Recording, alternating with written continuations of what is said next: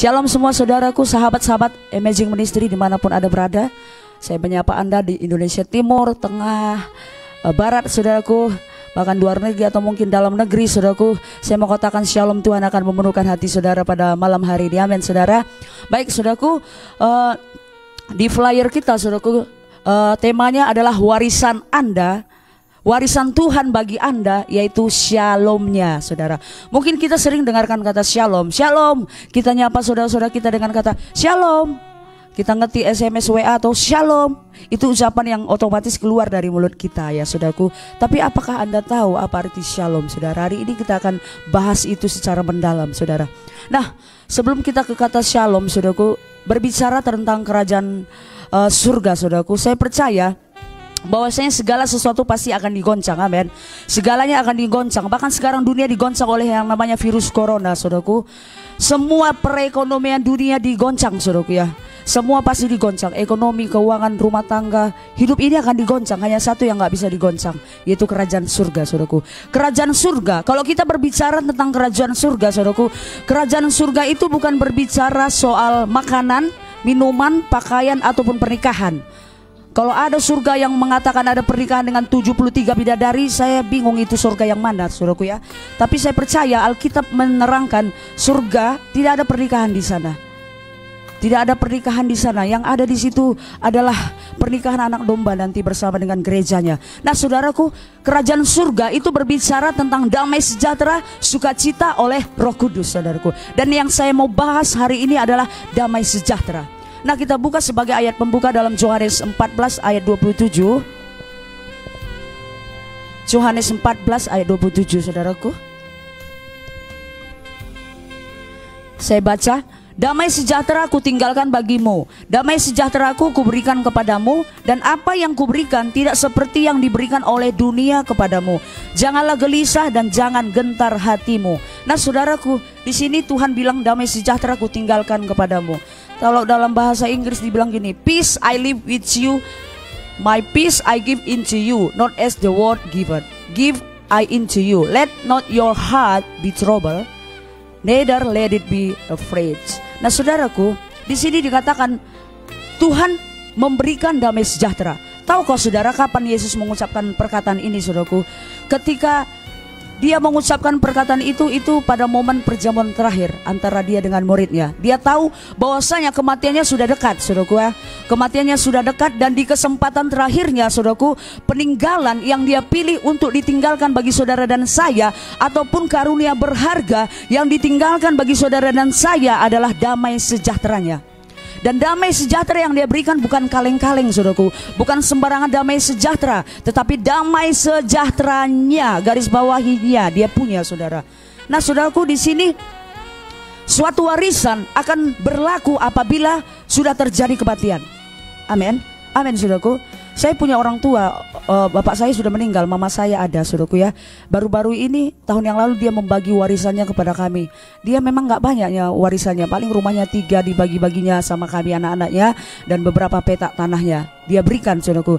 Tapi sejak dia hidup, ketika dia masih hidup, kami belum sepenuhnya memiliki warisan itu. Ya, karena dia masih berhak. Tetapi ketika dia sudah selesai nanti tugasnya di bumi, dia dipanggil ke Firdaus. Pada saat itu kami berhak sepenuhnya atas warisan itu. Demikian juga Kristus saudaraku. Ketika Yesus ingin meninggalkan warisannya bagi saudara dan saya, yaitu damai sejahteranya, dia harus pergi ke kayu salib. Dia harus menyerahkan nyawanya saudaraku, untuk membayar harga ini, supaya saudara dan saya memiliki warisan kebenaran, yaitu damai sejahteranya. Amin saudaraku. Yesus mati membayar warisan ini supaya saudara memilikinya saudaraku. Nah Yesus itu orang Yahudi saudaraku ya, dan sebagai orang Yahudi Yesus pasti berbicara dalam bahasa Ibrani. Tetapi di perjanjian baru saudaraku, kalau kita tahu saudaraku bahwasanya kitab perjanjian baru itu ditulis bahasa aslinya itu bahasa Yunani saudaraku ya. Jadi kalau dalam Yohanes 14 ayat 27 itu sebenarnya bahasa damai sejahtera di situ eirene. Tetapi karena Yesus adalah orang Yahudi, dia berbahasa Ibrani. Jadi dia memakai istilah damai sejahtera di sini dengan kata shalom, saudara. Jadi sebenarnya Yesus berkata kepada muridnya, shalom kuberikan padamu, shalom kutinggalkan kepadamu. Shalom yang kuberikan kepadamu tidak sama seperti yang dunia berikan. Oleh karena itu jangan gelisah dan jangan gentar hatimu. Yesus mengucapkan shalom. Apakah Anda tahu apa itu arti kata shalom, saudaraku? Seorang pakar bahasa Ibrani namanya James Strong, saudaraku. Dia pakar bahasa Ibrani, dia mengartikan arti kata shalom, saudaraku. Jadi di sini, saudaraku, kata shalom itu adalah maknanya sangat dalam. Dia memiliki makna yang sangat mendalam. Bukan hanya tentang ketenangan pikiran, saudaraku, tetapi shalom itu mencakup semua hal, saudaraku. Shalom itu artinya adalah keselamatan. Shalom itu artinya adalah kesehatan. Shalom itu artinya kepuasan. Shalom itu artinya kedamaian, ketenangan, kesejahteraan, kemakmuran, sentosa. Bahkan shalom itu menggambarkan kondisi sejahtera, jangan takut, jangan khawatir, jangan bingung. Bahkan shalom itu berbicara tentang perdamaian hubungan manusia dengan manusia, bahkan perdamaian antara Tuhan dan manusia yang dilakukan di kayu salib. Itu artinya shalom. Jadi ketika saudara berkata kepada saudara Anda, shalom, Anda sedang mengucapkan keselamatan, ketenangan, kepuasan, damai sejahtera ada bagimu. Amin, saudaraku. Itu kata yang luar biasa, saudaraku ya. Kalau saudara itu mengadopsi ini dalam hidup saudara, saudara suka mengucapkan shalom, shalom. Saudara sedang mengucapkan keselamatan, perlindungan, kepuasan, ketenangan terjadi. Sejahteralah engkau. Jangan takut, jangan khawatir. Itu arti kata shalom. Jadi Tuhan mewariskan kepada kita yang diwariskan Tuhan bagi kita di kayu salib, saudaraku. Ketika dia mati, dia bayar, saudaraku, dengan darahnya. Yang diwariskan yang pertama adalah kesehatannya, saudara. Kesehatannya dia wariskan bersama saudara. Tahukah saudara, saya nggak pernah baca di Alkitab, pada suatu hari Yesus demam, maka dia istirahat. Saya nggak pernah baca itu, saudaraku ya. Dia mewariskan itu, saudaraku. Sehingga 1 Petrus 2 ayat 24 dikatakan, oleh bilur-bilurku engkau disembuhkan. Aku adalah balsam Gilead yang akan menyembuhkan segala penyakitmu. Aku adalah Jehovah Rapha yang akan menyembuhkan segala penyakitmu. Bagi Anda yang sakit hari ini, mari terima warisan Tuhan, kesembuhan, kesehatan Tuhan yang diberikan bagimu. Amin, saudaraku. Itu warisan, saudaraku. Saya kalau sakit, dulu saya rajin kali minum Paramex. Sekarang saya bilang, saya ambil roti dan darah Yesus, saya minum itu. Saya tidur, hilang, saudaraku ya. Saya bilang, bilur-bilur Yesus menyembuhkan saya. Sekalipun saya nggak sakit, tapi saya ucapkan itu kepada saya, saudaraku. Karena itu akan berkuasa dalam hidup saudara. Kesehatan dia wariskan. Apa yang diwariskan Yesus? Kecukupannya, saudaraku. Yesus mengosongkan dirinya dan mengambil rupa sebagai manusia. Dia tidak mempertahankan dirinya sebagai Allah, saudara. Dia menjadi miskin supaya Anda menjadi kaya. Firman Tuhan berkata, Allahku kan mencukupi kebutuhanmu menurut kekayaan dan kemuliaannya. Saudaraku, segala surga dia punya, tampang emas perak di bumi ini dia punya, saudara. Kecukupannya dia berikan kepadamu. Amin, saudaraku. Jangan takut, saudaraku. Kini yang lemah berkata aku kuat, yang miskin aku berkata kaya. Itu akan terjadi ketika Anda menerima warisan Tuhan itu bagi saudara. Apalagi yang dia wariskan, saudaraku? Damai sejahteranya.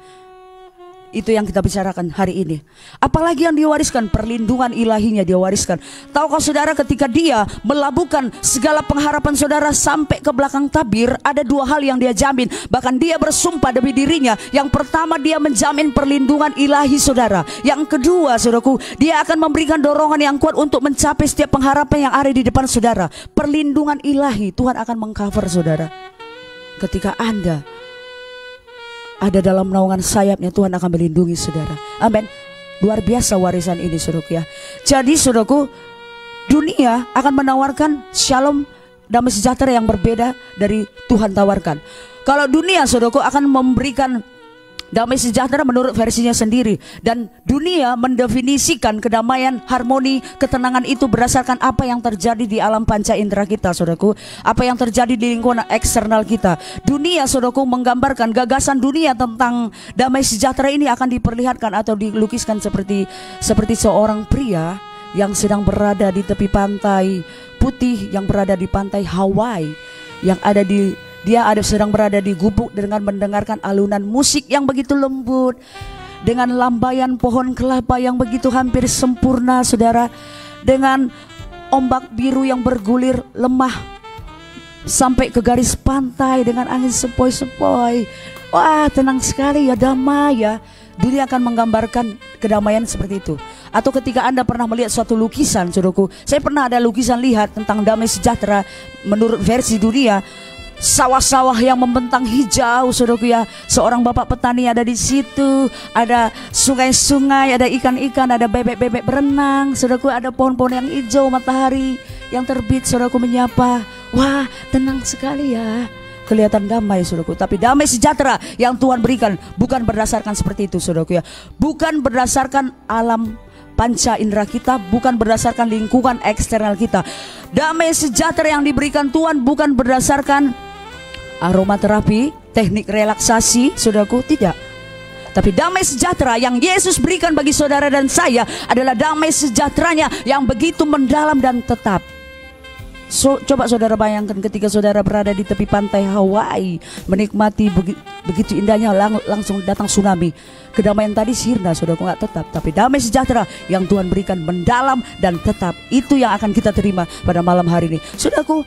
Filipi 4 ayat 7 dikatakan, damai sejahtera Allah yang melampaui segala akal, itulah yang akan menuntunmu, itulah yang akan memelihara pikiran dan hatimu. Dengan kata lain, damai sejahtera yang diberikan Tuhan, itu yang mengatur hidup saudara dan saya. Amin, saudaraku. Damai sejahtera Tuhan, itu yang mengontrol pikiran saudara, itu yang mengatur pikiran saudara, itu yang mengarahkan hati saudara. Makanya Tuhan memberikan itu supaya teratur hidup kita. Damainya itu yang mengatur, bukan keinginanmu, saudara. Bukan peraturan-peraturan gereja, saudaraku, bukan doktrin-doktrin, tetapi damai sejahtera Kristus itu yang mengatur hidup saudara. Amin, saudaraku. Haleluya. Saya bersemangat sekali, saudara. Setiap membicarakan firman Tuhan saya berkobar-kobar. Nah, saudaraku, supaya kita memiliki damai sejahtera ini, mari mulai hari kita bersama dengan Yesus. Mulailah hari saudara bersama dengan Yesus. Saudaraku, Tuhan berjanji, saudaraku, bahwa saya tidak ada senjata yang ditempa oleh dunia yang akan mampan kepada saudara. Amin. Gak ada. Anak Tuhan gak mampan disantet. Kalau saudara disantet mampan, saya heran, saudaraku ya. Di pajak saya bekerja di pasaran. Selain hamba Tuhan, saya juga seorang penjual plastik. Saya juga penjual es mambo. Saya cleaning service di gereja. Banyak pekerjaan yang saya lakukan. Saya seorang ibu rumah tangga. Saya worship leader, pencipta lagu. Saya suka membuat-buat lagu, saudaraku. Saudaraku, di pasar saya pernah bertemu dengan seorang penjual bunga. Rupanya dia tuh ada ilmu-ilmunya. Di pajak, saudaraku, ada banyak mereka memelihara tuyul dan segala macam pelaris-pelaris supaya jualan mereka laris. Ketika dia melihat saya, dia bilang, kau pasti anak Tuhan. Dari mana kamu tahu? Karena aku gak bisa melihatmu, meneropongmu. Orang lain bisa kulihat, kubaca, tapi kau tidak. Kau pasti anak Tuhan. Ya, memang saya adalah anak Tuhan, saya hamba Tuhan. Jadi apapun santet, apapun yang dikirim sama saudara, gak ada mampan, saudaraku. Ada darah Yesus yang melindungi saudara, saudaraku ya. Jadi sekarang banyak senjata-senjata yang ditempa. Ada banyak virus, saudaraku. Virus corona, selain virus corona ini ada virus AIDS, virus Ebola, virus herpes, virus SARS. Semua ada virus dan itu mematikan, saudaraku ya. Sepanjang Anda dalam perlindungan Tuhan, virus ini tidak akan melumpuhkan saudara. Amin, saudaraku. Itu tidak akan membahayakan saudara. Ketika Anda ada di dalam gelombang damai sejahtera Tuhan, berjalan di dalam Tuhan, mengawali hidup saudara bersama dengan Tuhan, saudara akan terhindar dari segala virus-virus ini, saudara. Jadi, saudaraku, mari kita mulai hari kita dengan berdoa. Wah, Lala berdoa, sering aku dengar itu. Pendeta aku pun Lala bilangnya berdoa 3 jam. Baca firman Tuhan. Udah Lala, udah aku dengar itu. Saudaraku, berdoa, membaca firman Tuhan. Saya nggak bilang Anda harus berdoa 5 jam satu hari, tidak. Berdoa itu tentang kualitas hubungan. Dimanapun Anda berdoa 15 menit ketika Anda connect dengan Tuhan, itu jauh lebih luar biasa daripada 5 jam nggak jelas, saudaraku. Artinya berdoa, artinya melibatkan Tuhan dalam hidup saudara. Baca firman Tuhan. Kalau nggak baca firman Tuhan, saudara, akhir zaman ini saudara bisa mereng, saudaraku ya. Karena mereng, udah lupa firman Tuhan, nggak tahu lagi kita tolak ukur hidup kita. Nah, ketika saudara hadirkan hadirat Tuhan, bagaimana cara menghadirkan hadirat Tuhan? Pikirkan Tuhan, saudaraku. Ketika Anda mulai memikirkan Tuhan, maka hadiratnya akan memenuhkan hati saudara. Maka mulai nyanyian-nyanyian akan terjadi dalam mulut saudara. Jadi sepanjang hari saudara akan dipenuhi dengan kebaikan Tuhan. Saudaraku, demikian kita memulai hari kita. Amin, saudaraku. Serahkan segala rencana saudara kepada Tuhan. Apapun rencanamu, libatkan Tuhan, saudara. Kalau Anda ingin keluar kota, Tuhan bilang jangan sok jago. Pergi pula ada dari Yesus. Tuhan bilang jangan pergi. Siapa tahu banyak di sana virus-virus, saudaraku. Ikuti aja apa kata Tuhan, saudaraku ya. Ikuti, saudaraku. Mulai hari kita dengarkan Tuhan, saudaraku. Dan ketika kita juga mempercayai Tuhan di dalam kekuatannya, mempercayai Tuhan dalam hikmatnya, mempercayai Tuhan dalam kekuatannya, saudaraku, maka Tuhan akan menuntun hidup saudara. Amin. Kita baca Yesaya 55 ayat 2 dan 3. Ini sesuatu yang luar biasa, saudaraku. Ayat ini, saudaraku, Yesaya 55, saudara, ayat 2 dan 3. Mengapakah kamu belanjakan uang untuk sesuatu yang bukan roti, dan upah jerih payahmu untuk sesuatu yang tidak mengenyangkan? Dengarkanlah aku, maka kamu akan memakan yang baik, dan kamu akan menikmati sajian yang paling lezat. Sendengkanlah telingamu dan datanglah kepadaku. Dengarkanlah, maka kamu akan hidup. Aku hendak mengikat perjanjian abadi dengan kamu menurut kasih setia yang teguh yang kujanjikan kepada Daud. Saudaraku, lihat ini ayat 2b. Dengarkan aku, maka kamu akan memakan yang baik, kata Tuhan. Engkau akan menikmati sajian yang paling lezat. Sendengkan telingamu, datang padaku, dengarkan aku, kau akan hidup, kata Tuhan, saudara. Tuhan menyuruh kita untuk mendengarkan Dia lewat firman-Nya, membaca firman Tuhan, mendengarkan Tuhan lewat firman-Nya, berdoa, saudaraku, mendengar khotbah-khotbah mengenai karya Kristus yang telah selesai di kayu salib. Dengarkanlah khotbah-khotbah semua yang berpusat kepada Kristus. Ada banyak khotbah yang menyelenceng, saudara. Terkadang kita nggak ngerti arahnya kemana. Tapi dengarkanlah khotbah yang memfokuskan, yang memusatkan kepada Kristus, saudara. Maka saudara akan semakin dikuatkan. Di sini dikatakan dengarkan aku, maka engkau akan makan makanan yang paling lezat. Makanan yang paling lezat itu firman Tuhan. Karena kita adalah manusia roh, saudaraku, amin. Ketika roh kita lemah, maka tubuh akan lemah. Manusia tidak makan dari roti saja, tetapi setiap firman yang keluar dari mulut Allah, itu yang membuat saudara hidup. Amin, saudaraku. Kita adalah manusia roh dan kita bukan berasal dari dunia ini. Sekalipun kita ada di dunia ini, jadi kita mari makan makanan firman yang diberikan Tuhan. Sendengkan telinga kita supaya kita hidup. Itu janji Tuhan. Ketika Anda mau mendengarkan Tuhan, menyendengkan telinga saudara, maka Tuhan berjanji dalam Yesaya 55 ayat 12. Dia berjanji seperti ini, saudara. Sungguh kamu akan berangkat dengan sukacita dan akan dihantarkan dengan damai. Gunung-gunung serta bukit-bukit akan bergembira dan bersorak-sorai di depanmu, dan segala pohon-pohonan di padang akan bertepuk tangan. Sungguh kamu akan berangkat dengan sukacita dan akan dihantarkan dengan damai sejahtera. Ada dua di sini poinnya, sukacita dan damai sejahtera. Tahukah saudara bahwasanya sukacita adalah perlindungan ilahi, saudara? Sukacita Tuhan itulah yang akan melindungimu dari segala virus-virus. The joy of the Lord is my strength. Kesukaan Tuhan itu kuatku. Ketika sukacita Tuhan memenuhi saudara, maka itu akan melindungi saudara. Damai sejahtera diberikan untuk mengatur hidup saudara. Bayangkan itu, saudara. Yang dua hal ini luar biasa, saudaraku. Ada dia yang mengatur hidup saudara, ada yang melindungi saudara. Sukacitanya melindungi saudara, saudaraku. Perlindungan yang sejati Tuhan berikan sama saudara. Haleluya, luar biasa, saudaraku ya. Jadi waspadalah terhadap apa yang datang melalui gerbang mata dan gerbang telinga Anda. Saudaraku, perhatikan apa yang Anda makan. Banyak sekarang, saudaraku, dunia informasi sangat cepat. Gak tahu masak, lihat aja Google, semua ada. Cara memasak rendang jengkol, lihat aja, ya kan. Terong dota, lihat aja cara memasak terong dota. Ada teman saya, dia bikin cara memasak terong dota. Masakan karo dia bikin semua di apanya, saudaraku. Diajari kita. Dunia akan menawarkan itu, saudaraku. Dunia akan memberikan Anda makan dari pengetahuan yang baik dan yang jahat. Lihat di TV, ketika Anda membuka TV ada banyak siaran-siaran, penyiaran perampokan lah, adalah pembunuhan lah, saudaraku. Apalagi sekarang pemerkosaan, penganiayaan, penyiksaan, saudaraku. Ada banyak diberitakan oleh dunia, saudaraku. Banyak perdebatan yang terjadi di TV. Saudaraku, ketika Anda terus memakan ini tanpa membaca firman Tuhan, lama-lama, saudaraku, Anda akan mati. Kenapa Adam dan Hawa mati? Karena dia makan pohon pengetahuan yang baik dan yang jahat. Tuhan bilang jangan makan, tetapi dia makan, dia mati. Apakah dia mati secara fisik? Tidak. Dia mati secara roh. Seseorang dinyatakan mati ketika dia tidak memiliki hubungan dengan Tuhan, putus hubungan dengan Tuhan. dia mati, saudaraku. Dan dunia sekarang menawarkan supaya Anda makan dari roti penderitaan, yaitu pengetahuan yang baik dan yang jahat. Dan roti penderitaan yang diberikan oleh dunia ini, saudaraku, ini akan menguras emosi saudara, menguras fisik saudara, menguras emosi saudara, dan menambahkan stres, bimbang, khawatir dalam diri saudara. Ketika Anda banyak menonton virus corona, kuburan di Simalingkar sudah penuh, saudara pasti ketakutan. Saya udah melihat kuburannya penuh, saudaraku. Kemarin baru 3 kulihat ya Tuhan, sekarang udah banyak kali ya.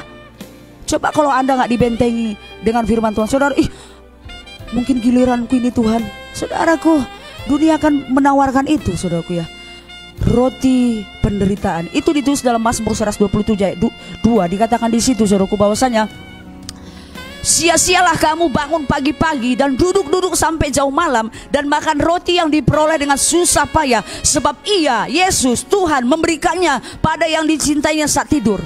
Roti penderitaan yang susah payah dicari, tetapi Yesus memberikan bagi orang yang dikasihnya saat tidur. Bagi Anda dikasihnya saat tidur, Tuhan akan memberkati saudara.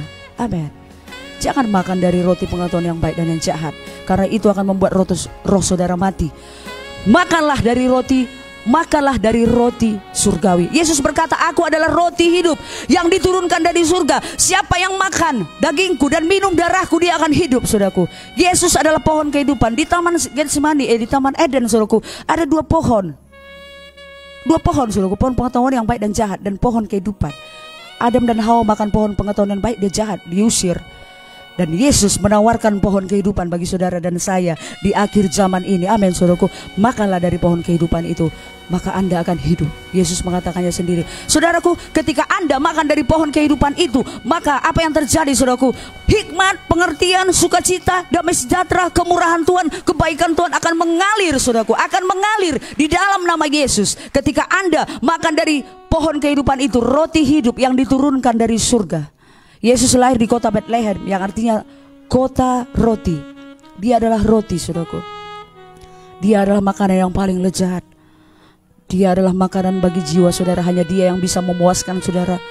Amin, saudaraku. Hanya Yesus, saudaraku. Hanya Yesus. Amsal berkata, hai anakku, perhatikanlah perkataanku, arahkanlah telingamu kepada ucapanku. Jangan semua itu menjauh dari matamu, simpan itu di dalam lubuk hatimu. Karena itulah yang menjadi kehidupan bagi mereka yang mendapatkannya, saudaraku, dan kesembuhan bagi tubuh mereka. Simpan itu di dalam hatimu. Jangan menjauh itu dari matamu, saudara. Kini mataku tertuju padamu, ku rasakan kasih-Mu, Tuhan. Saudara, ketika Petrus berkata, guru, kaukah itu? Iya, aku. Kalau kau itu, suruh aku jalan ke situ, guru. Iya, marilah. Lalu Petrus berjalan. Datang muridnya, jago kau, gak usah kau melangkah dari perahu itu, mati kau nanti. Tapi karena matanya fokus kepada Yesus, dia melangkah, suruhku. Dia berjalan, sekejap dia berjalan di atas air. Ketika matanya tertuju kepada Kristus, saudaraku, dia mengalami mujizat. Tetapi ketika matanya beralih kepada angin sakali sekelilingnya, tenggelam dia. Kenapa? Karena ketika mata Anda tertuju kepada Kristus, maka Anda akan mendapatkan iman yang sempurna. Amin, saudaraku. Iman yang sempurna hanya ada di dalam Kristus. Ketika mata Anda fokus kepada Kristus, imanmu akan sempurna. Amin, saudaraku. Kini mataku tertuju padamu, ku rasakan kasih-Mu, Tuhan. Haleluya, saudara. Yesus itu luar biasa. Yesus sangat mengasihi saudara. Yesus sangat cinta sama saudara. Perintah Tuhan, jaga apa yang Anda dengar, lihat, dan simpan di dalam hati. Ini perintah kasih, karena Dia sangat mengasihi saudara. Nah, sekarang ada 2 pertanyaan, saudara. Ini ada 2 pertanyaan yang pernah ditanyakan banyak orang Kristen sama saya, saudaraku. Yang pertama, oh kalau begitu udah kau terangkan tadi Ibu Rita, pendeta yang dipakai Tuhan, shalom tentang Tuhan. Tapi kenapa ya Roh Kudus sepertinya tidak mengajar beberapa orang percaya sehingga mereka mengalami kegagalan dalam bidang tertentu? Pertanyaan pertama. Terus yang kedua, ada pertanyaanku lagi. Mungkin ada pertanyaan di hati saudara, seperti itu bentuknya. Aku orang Kristen, tapi kok aku gak merasakan ya, mengalami kelimpahan yang begitu besar, dahsyat. Kadang aku sakit, kadang aku khawatir, kadang aku gagal. Hidupku ini kok kayak gini ya. Kok kayak gini aja hidupku, gak ada terobosan. Lalap aku miskin. 10 tahun yang lalu bagaimana lalap, ngontrak lalap, kayak gitu lalap. Gak pernah aku bisa beli rumah. Kenapa hidupku seperti ini ya? Nggak mengalami kelimpahan damai sejahtera yang melimpah-limpah. Saudaraku, saya akan jawab ini nanti saudara. Nah saudara, saya akan jawab segera aja. Kenapa seseorang bisa gagal dalam sesuatu bidang tertentu dalam hidupnya? Anak Tuhan dia, tapi gagal dalam bidang tertentu, bukan dalam semua bidang, saudaraku ya. Kenapa saudaraku? Kemarin saya siapkan ini, Tuhan kasih tahu sama saya supaya saya kasih tahu sama saudara. Nah saudaraku, dikatakan di sini dalam Yohanes 14 ayat 27b, jangan gelisah dan gentar hatimu. Itu garis bawahi dulu nanti ya saudaraku.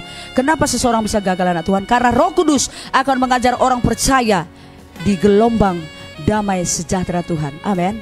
Ketika Roh Kudus mengajar Anda di gelombang damai sejahteranya, ketika Anda ada berada di gelombang damai sejahtera Tuhan, maka Anda akan berhasil. Contoh lah, nggak usah jauh-jauh. Ketika Anda mendengarkan radio RRI atau Siska Moni, saudara harus berada di frekuensinya 97,3 misalnya. Kalau Anda bergeser sedikit, saudara tidak akan mendapatkan siaran mereka, lagu-lagu mereka, berita-berita yang mereka bikin. Kenapa saudaraku? Karena Anda bergeser, tidak berada dalam gelombang mereka, frekuensi mereka. Demikian juga Yesus saudaraku, demikian juga Roh Kudus. Kenapa orang percaya bisa mengalami kegagalan? Karena mereka tidak satu gelombang dengan Roh Kudus. Karena Roh Kudus hanya mengajar orang percaya dalam satu gelombang, yaitu gelombang damai sejahteranya. Gelombang damai sejahtera yang ditinggalkan Raja Shalom bagi saudara. Di situ akan Roh Kudus ajarkan. Karena Roh Kudus akan mengajarkan segala sesuatunya hanya berada di gelombang damai sejahtera yang Tuhan, yang Raja Shalom tinggalkan bagi saudara dan saya. Amin, saudaraku. Bagaimana caranya supaya masuk di dalam gelombang itu, saudaraku? Sederhana sekali, sederhana. Saya sampai, oh sederhana kali ya Tuhan. Tuhan gak bikin rumit hidup ini. Tidak terlalu banyak doktrin. Waktu Yesus ngajar gak banyak kali doktrin dia. Dia mengajar itu simple, sederhana, dimengerti orang-orang, saudaraku ya. Nah saudaraku, bagaimana caranya supaya kita masuk ke dalam damai sejahteranya? Kuncinya cuma satu, Yohanes 14:27b. Jangan gelisah dan gentar. Jangan gelisah, gentar ataupun takut. Jangan bingung saudara. Kolose 3 ayat 15-16 dikatakan di situ, saudaraku, hendaklah damai sejahtera Kristus memerintah dalam hatimu, karena untuk itulah kamu telah dipanggil menjadi satu tubuh, dan bersyukurlah. Hendaklah perkataan Kristus diam dengan segala kekayaannya di antara kamu. Biarkan damai sejahtera itu berdiam di hati saudara. Jangan biarkan kegentaran, ketakutan memimpin hidup saudara memasuki. Ketika Anda itu masuk, saudara sedang berada di luar gelombang daripada Roh Kudus saudara. Dia adalah roh yang sangat lemah lembut. Nah saudaraku, saya pernah mengalami kegagalan ini. Saya akan ceritakan ini saudaraku ya. Karena sayangnya waktu itu saya nggak mendengarkan gelombang Roh Kudus. 10 tahun yang lalu nih kesaksian saya ini. Waktu itu saya masih jomblo abadi. Saya punya pacar usia 35 atau usia 30 saya dikirim Tuhan pacar. Menikah saya usia 35, udah agak tua saudaraku ya. Tapi nggak apa-apa, jomblo pun yang penting sama Tuhan, gitulah prinsipnya dulu ya kan saudara. Jomblo tapi saya bahagia karena muda-mudi usia 35 tahun saya masih kemudian belajar, muda-mudi ya kan, berkencan dengan Kristus, itu menyenangkan sekali waktu itu saudara. Tapi pernah juga saya merepet sama Tuhan, Tuhan apa nggak ada laki-laki yang mencintaiku sampai nggak ada pacarku usia 30 tahun? Mengerikan kali. Apa aku terlalu jelek kali Tuhan? Masa nggak ada satupun pria yang menyukaiku Tuhan? Sempat aku marah sama Tuhan. Akhirnya dikirim Tuhan juga, tapi aku bilang, Tuhan kalau kau kirimkan jodoh dia harus seberang pulau. Dia harus naik perahu. Rupanya dari Tobelo dia saudaraku, Indonesia Timur. Dia harus naik kapal. Betul pula dia naik kapal. Ya, beach woman.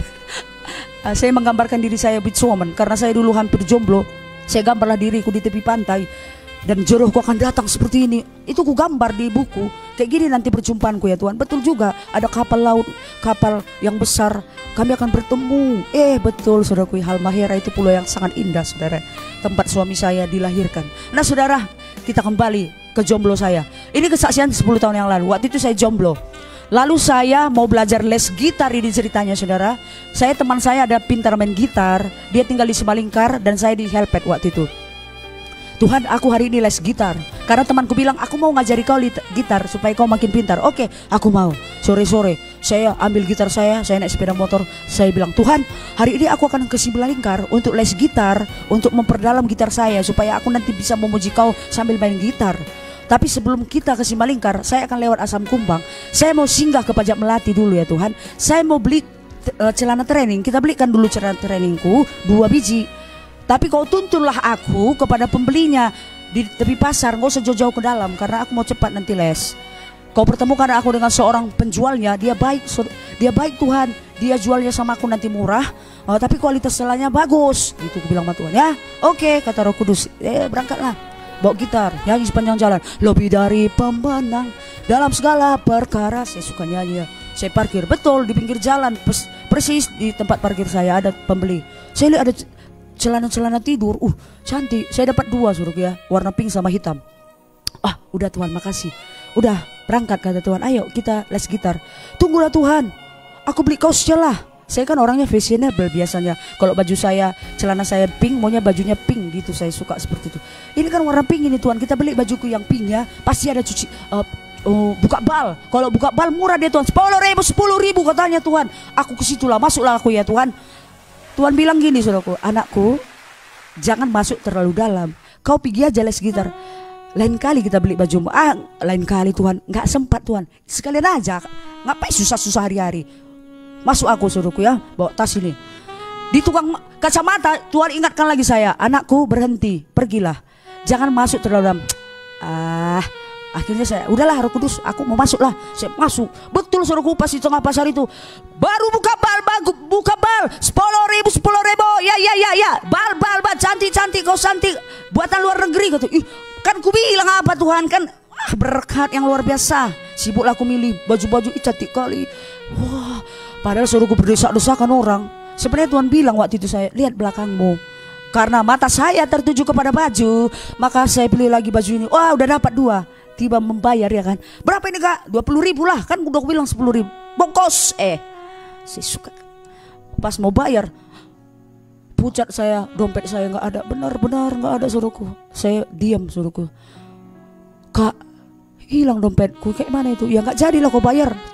Nggak jadi kau ambil bajunya. Sakit dalam hati. Saya diam saudaraku. Rasanya hidup ini berhentilah saat ini. Kiamat aja lah hari ini. Kiamatlah Tuhan, berhentilah hidup ini gitu saudara. Oh my God, uangnya nggak seberapa, tapi tahukah Anda di dompet saya itu STNK baru siap, STNK aku di Pangururan pula saya urus, SIM-ku di Sidikalang pula saya urus, ATM ku, KTP ku semua, KAPJ, kacamata aku semua, uangku semua 40.000 cuma saudaraku di dalam. Nangislah aku sama Tuhan, ku cari tempat yang sepi. Aduh, Tuhan, ngapainlah kau izinkan ini terjadi? Untung kunci kereta sama handphone di luar daripada tas. Kenapa kau ngomong tadi sama aku Tuhan? Gitulah saya waktu itu ya. Kan saya udah ngomong anakku jangan marah. Iya, tapi kan waktu si pencuri itu mencuri tasku itu, kenapa kau nggak ngomong? Ngeri kali kau Tuhan. Sial kali hari ini. Sial gitulah saya. Saya sudah ngomong kata Tuhan. Anakku, ketika kau serius memilih-milih baju itu, saya udah bilang lihat ke belakang. Karena memang saya seperti ada yang dorong-dorong saya saudaraku. Saya udah berbicara padamu. Iya Tuhan. Tapi kau terlalu lembur kali kau ngomong Tuhan. Bagaikan petir kian kau bikin kau sambar hatiku biar sadar aku si pencuri itu ada. Saya menangis saudara. Sial kali lah hidup ini hari ini Tuhan. Aku gak jadi lagi les lah. Gak sor lagi aku. Matikan aja si pencuri itu Tuhan. Matikan aja saya kutuki si pencuri. Matikan aja dia. Saudaraku, sial hidup saya hari itu. Saya merasa hari itu adalah hari yang paling sial saudara. Saudaraku, itu sangat menyedihkan hati saya, menghancurkan hati saya saudaraku. Kenapa saya tidak berada di gelombang Roh Kudus? Saya kalah hari itu. Saya pulang dengan menderita saya waktu itu saudaraku ya. Nah itu dia saudaraku, ketika Anda tidak berada dalam satu gelombang dengan Tuhan, maka akan terjadi penderitaan yang mengerikan saudaraku ya. Amin saudaraku. Mari saudaraku berada di gelombang Tuhan, supaya Anda dan saudara tidak mengalami seperti yang saya rasakan. Gak enak saudaraku kehilangan, apalagi surat-surat berharga. Jadi saudaraku, hati adalah pintu masuk roh kita.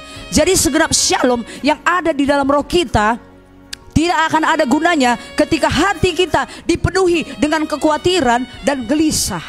Amin saudaraku. Nggak ada gunanya saudaraku ya. Walaupun tadi shalom itu luar biasa yang saya bilang tadi, kemenangan, keselamatan seperti yang saya sebut. Tetapi ketika Anda gelisah, ketika Anda gentar, ketika Anda takut, semua itu nggak ada gunanya saudara. Sederhana Tuhan bilang, jangan gelisah, jangan takut. Amin saudaraku. Ketika Yesus mengajarkan tentang perumpamaan tentang penabur, saudaraku, Tuhan Yesus bicara bagaimana, saudaraku, kekhawatiran dunia dan tipu daya kekayaan dunia ini menjadi duri-duri yang akan menghimpit setiap firman Tuhan kepada pendengarnya, sehingga firman Tuhan itu tidak berbuah, saudaraku. Kenapa? Karena dihimpit oleh duri-duri kekhawatiran dunia ini, sehingga membuat firman itu tidak bertunas, tidak bertumbuh, bahkan tidak menghasilkan buah, saudara. Karena apa? Dihimpit oleh kekhawatiran dunia ini. Biar hati saudara dihimpit oleh Yesus. Ketika hatimu dihimpit oleh Kristus, maka engkau akan merasakan damai sejahtera, kekuatannya, hikmatnya, kemurahannya akan mengalir dalam hidupmu. Amin, saudara. Biarkan hati kita dihimpit oleh Yesus. Jangan kekhawatiran dunia ini yang menghimpit saudara dan saya. Amin, saudaraku. Jadi hati kita adalah katup, tempat keluarnya damai sejahtera Tuhan. Jadi ketika hati saudara nggak damai, nggak gelisah, damai sejahtera Tuhan tidak akan mengalir dalam hidup saudara. Jadi saudaraku, jaga hati saudara, jagalah hatimu dari segala kewaspadaan, karena dari situlah terpancar kehidupan. Amin, saudaraku. Tuhan akan memberikan itu kepada saudara. Jadi terimalah shalom Yesus untuk setiap tekanan dalam hidup kita. Terima shalom Yesus dalam setiap tekanan hidup saudara. Apapun masalah saudara hari ini, ketika Anda berada dalam suatu pergumulan, badai hidup, penyakit atau virus corona, Anda yang sedang berada di rumah sakit atau di mana Anda kena virus corona, hari ini terima shalomnya Tuhan dalam setiap tekanan saudara. Katakan, aku hidup, aku bisa bebas dari ini Tuhan, aku bisa sembuh. Terima shalomnya Tuhan. Amin, saudaraku. Tersedia bagi saudara. Luar biasa, saudaraku. Saya percaya, saudaraku, bahwa saya pembunuh nomor 1 di dunia ini bukan jantung, bukan cancer, saudaraku, tapi stres. Di dunia modern sekarang ini banyak orang stres. Akhirnya mereng, gila, saudaraku ya. Banyak di pasaran sana orang gila karena stres, depresi berat, saudaraku. Ada satu hal yang tidak bisa dokter lakukan. Ketika Anda asam urat, sakit jantung, jangan makan ini ya Pak, makan ini dikurangi ya Pak, supaya nggak kolesterolnya naik ya Pak, supaya jantungnya teratur, olahraga ya Pak. Dokter bisa menyarankan itu. Dokter bisa menyarankan hal itu, tapi ada satu hal yang tidak bisa dikendalikan oleh dokter. Apa itu? Tingkat stres pasien. Ya, dokter nggak bisa menghandle itu. Saudaraku, saya ingat, saudaraku, saya 5 tahun yang lalu, saya membawa bibi saya, kakak daripada bapak saya, ke Penang, saudaraku. Saya dari sekitar 5 minggu di sana membawa dia karena dia menderita kanker serviks, kanker serviks stadium 4B akhir. Nah, waktu saya ke rumah sakit, ada 3 rumah sakit kami jalani, dokternya semua ahli kanker, saudaraku. Karena bibi saya ini orang berada juga, saudaraku ya. Saya bawa uang 500 juta, saudaraku, bayangin, habis begitu. Menyedihkan, saudaraku. Saya harus bertemu dokter ini, ada 3 dokter bahasa Inggris pula. Saya berpasir-pasir pula waktu itu ya. Tapi entah kenapa waktu itu terjadi. Setiap kami datang ke dokter religius itu, dia Katolik. Saya lihat, dia ini Katolik ya dokternya. Lalu kami datang, bibiku ini udah lemas dia, saudaraku ya. Setiap malam saya letakkan tangan, dalam nama Yesus pasti kamu sembuh, Bi. Setiap hari saya bernyanyi sama dia. Karena kanker ini sakit kali, dipukul-pukulnya badannya ke tembok. Sakit kali rupanya kanker ini, saudaraku, menggerogoti katanya. Jadi waktu itu setiap kami ke rumah sakit dia lemas lah. Namanya bibiku ini udah bahagia. Datang dokter religius ini. Hi, how are you? I'm fine, dokter. Ya, namanya belum pintar kali bahasa Inggris. Lalu ditengoknya wajah bibi saya ini.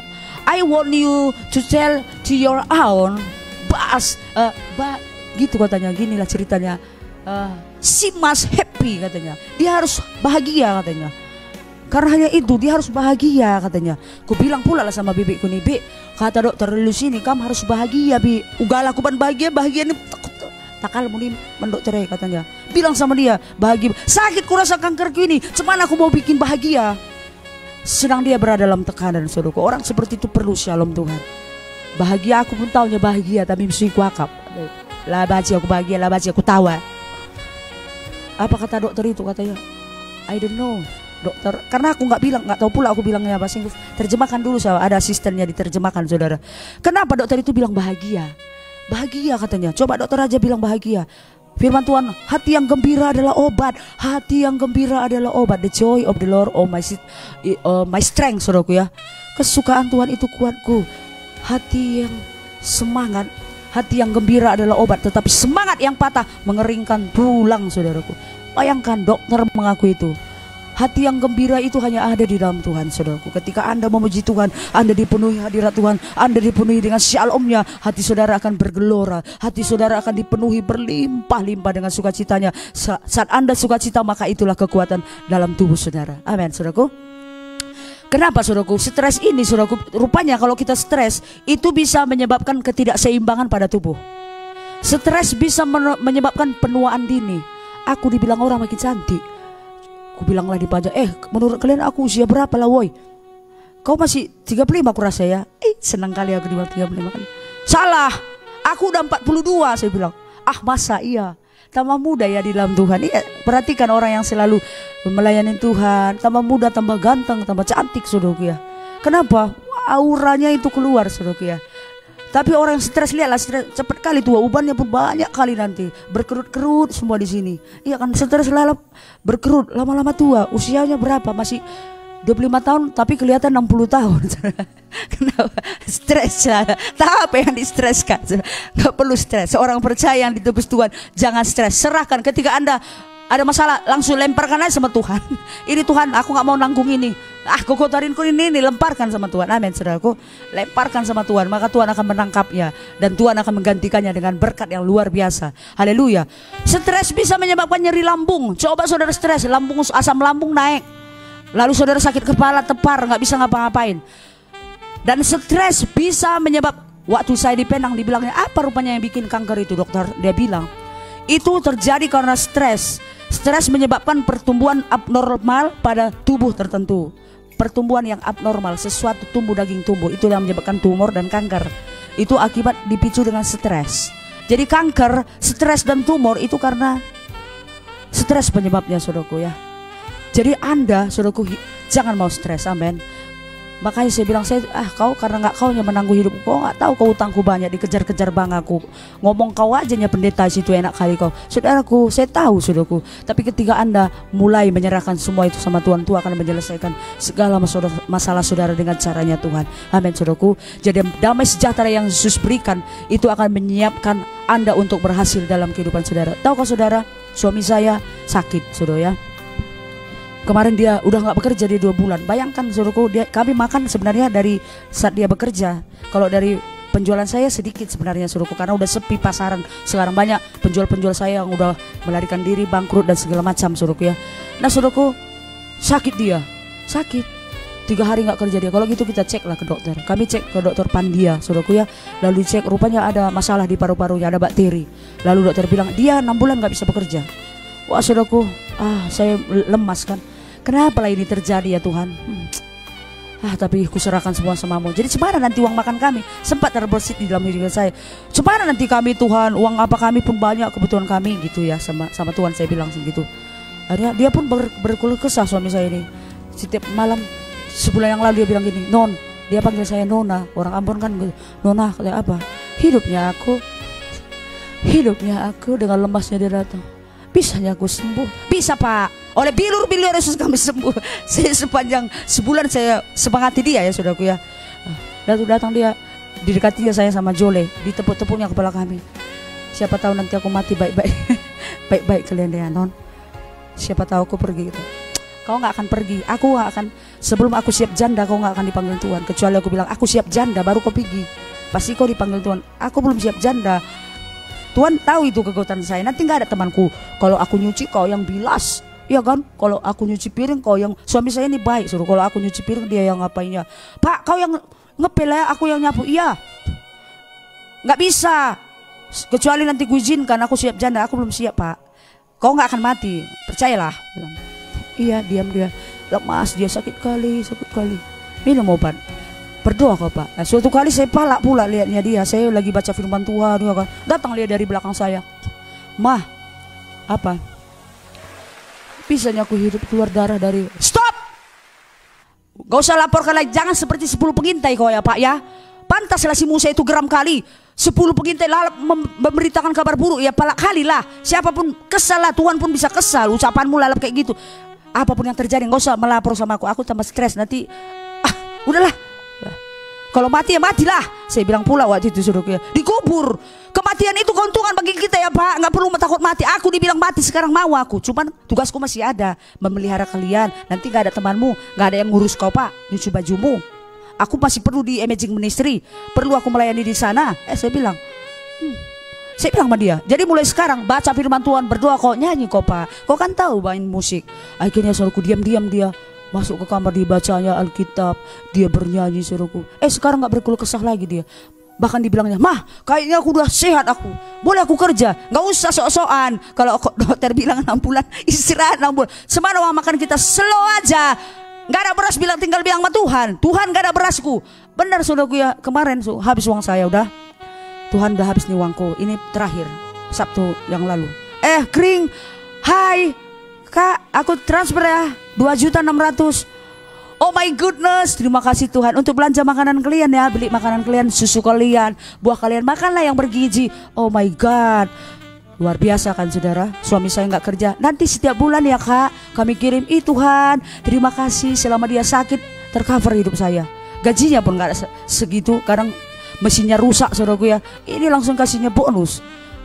Wah luar biasa saudaraku, amin. Ketika kita mau memberikan diri kita melayani Tuhan, memenuhkan hati kita dengan damai sejahteranya, maka Tuhan akan memenuhkan segala kebutuhan kita. Nah ini yang terakhir saudara ya, damai sejahtera yang Yesus berikan akan menyiapkan Anda untuk berhasil dalam kehidupan, amin.